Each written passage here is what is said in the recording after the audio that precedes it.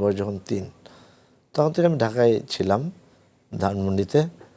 কিন্তু আমাদের সবসময় ওই ছোটোবেলায় আমার গ্রামে যাওয়া হতো, যেহেতু আমার বাড়ি মানিকগঞ্জে, হরিরামপুর উপজেলায়, থানায়।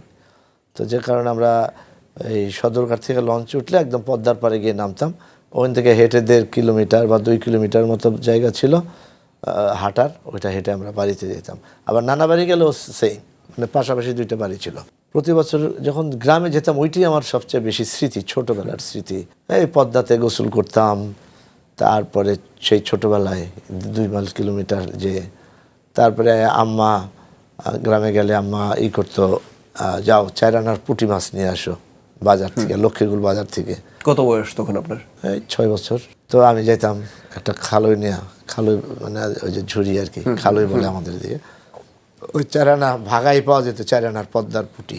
তো ওটা কিনে আবার নিয়ে আসতাম।